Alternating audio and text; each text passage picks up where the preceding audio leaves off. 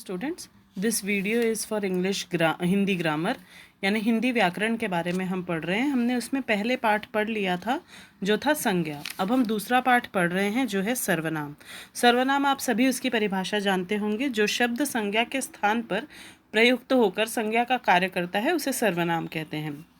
अर्थात जैसे हम किसी खास चीज़ के बारे में हम लिख रहे हैं तो हम एक बार उसका नाम लिखते हैं और उसके बाद हम उसके स्थान पर यह वह या इसे उसे इस प्रकार के शब्दों का हम उल्लेख करते हैं जिसे हम कहते हैं सर्वनाम। ठीक है, तो ये हुई सर्वनाम की परिभाषा। अगला है इसके भेद यानी सर्वनाम के भेद या उसके प्रकार जिसे हम कहते हैं। तो सर्वनाम के 6 भेद हैं, टोटल 6 भेद हैं उसके, जिसमें से सबसे पहला वाला है पुरुषवाचक सर्वनाम। ठीक है, पुरुषवाचक सर्वनाम हम पढ़ रहे हैं।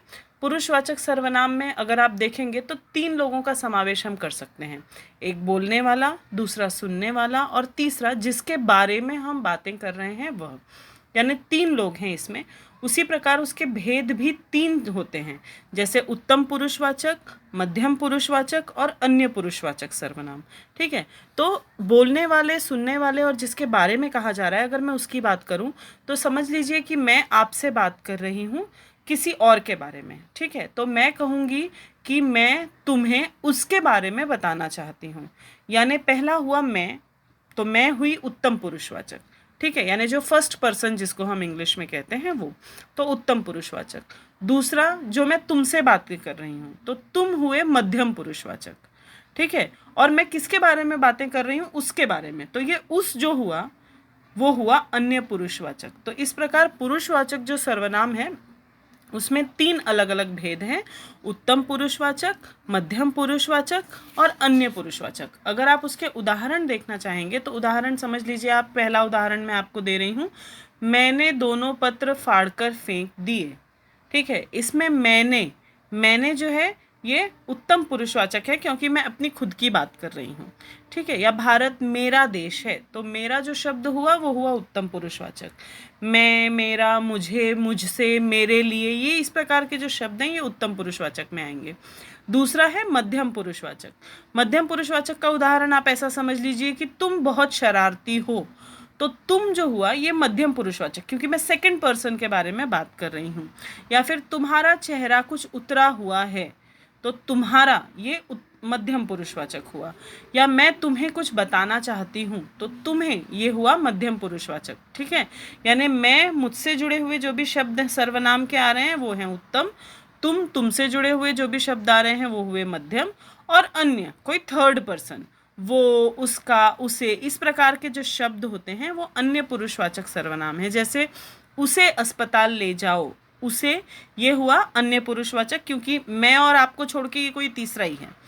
उन्होंने पाठशाला खोली, तो उन्होंने ये क्या हुआ, अन्य पुरुषवाचक।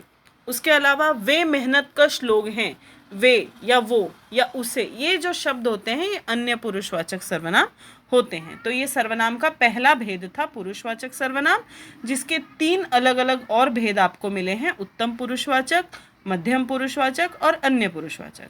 अगला जो प्रकार है वो है निश्चयवाचक सर्वनाम। इसमें आपको थोड़ा सा ध्यान देने की ज़रूरत है। ये जो शब्द होते हैं ये निश्चित किसी चीज़ के बारे में बताते हैं।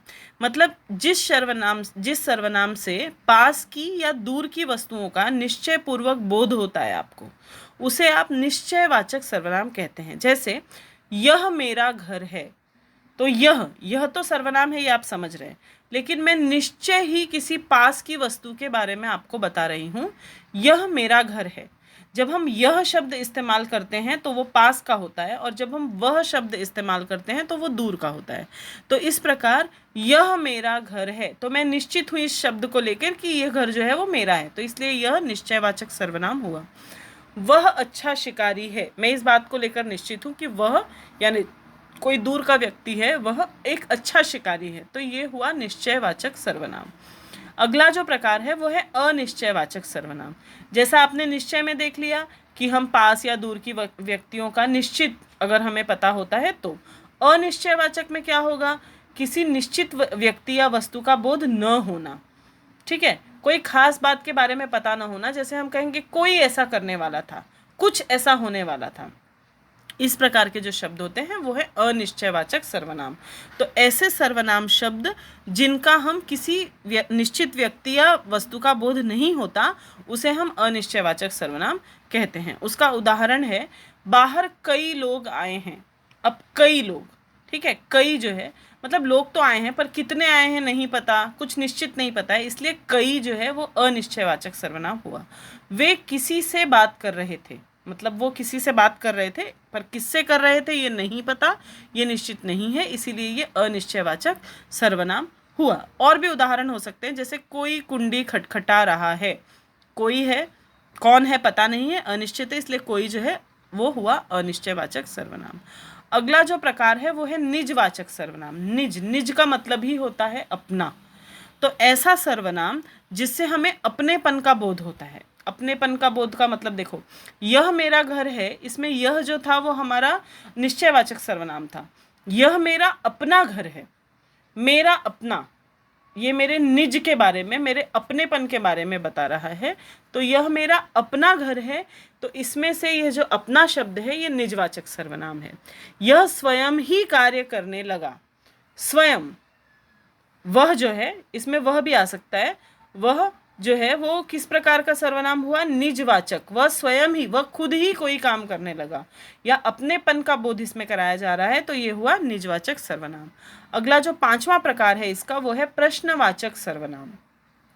जिन सार्वनामिक शब्दों का प्रयोग हम प्रश्न पूछने के लिए करते हैं उसे आप प्रश्नवाचक सर्वनाम कहते हैं। जैसे वहाँ कौन खड़ा है। अब कौन किसी व्यक्ति विशेष के बारे में ही बात हो रही है, लेकिन कौन है ये प्रश्न पूछने वाला शब्द है, तो कौन जो है वो प्रश्नवाचक सर्वनाम होगा। तुम्हें किससे मिलना है।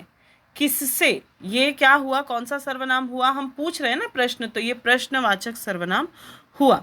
या फिर तुम्हारे पास क्या है, तो क्या जो शब्द आएगा वो होगा प्रश्नवाचक सर्वनाम। राजा क्यों हार गया, क्यों जो शब्द आएगा वो भी होगा प्रश्नवाचक सर्वनाम। इसका जो अंतिम जो भेद है वो है संबंधवाचक सर्वनाम।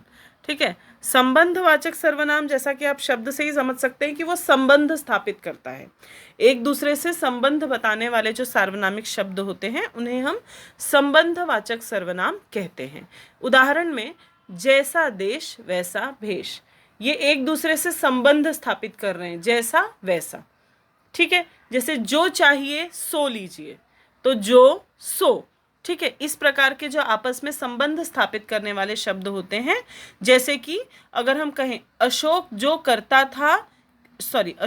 कहता था वही वह करता था, तो जो और वह, जो और वही, ये जो शब्द आएंगे ये संबंध स्थापित करेंगे। जो चिट्ठी भेजी थी वह मिल गई, जो और वह। तो इस प्रकार के जो एक दूसरे के साथ संबंध स्थापित करने वाले सार्वनामिक शब्द होते हैं इनका समावेश संबंधवाचक सर्वनाम में किया जाता है। तो इस प्रकार हमने देखे कि जो सर्वनाम था हमने उसकी परिभाषा देखी, पहले उसके भेद देखे, जिसमें से सबसे पहले था पुरुषवाचक सर्वनाम, जिसके टोटल आपको भेद मिले कितने? 3 भेद मिले, उत्तम पुरुषवाचक, मध्यम पुरुषवाचक और तीसरा हुआ अन्य पुरुषवाचक। उसके पश्चात हमने जो अगला जो प्रकार देखा, जो भेद देखा, वो है निश्चयवाचक सर्वनाम, जिसमें निश्चित वस्तुओं का समावेश होता है, जैसे यह वह ये वे, इस प्रकार के। उसके पश्चात था अनिश्चयवाचक सर्वनाम, कोई, किसी, कुछ, कई, इस प्रकार के शब्दों का समावेश होता है। फिर था निजवाचक सर्वनाम जो हमें अपनेपन का एहसास दिलाता है, जैसे अपना ही, अपने आप, स्वयं, इस प्रकार के शब्द होते हैं। उसके पश्चात है प्रश्नवाचक सर्वनाम जिसमें प्रश्न पूछने वाले शब्दों का समावेश होता है। और अंतिम जो प्रकार था वो था संबंधवाचक सर्वनाम जिसमें संबंध स्थापित करने वाले सर्वनाम का समावेश होता है। तो इस प्रकार हमने सर्वनाम यानी जो दूसरा पाठ था हिंदी व्याकरण का उसे भी हमने समाप्त कर लिया। धन्यवाद।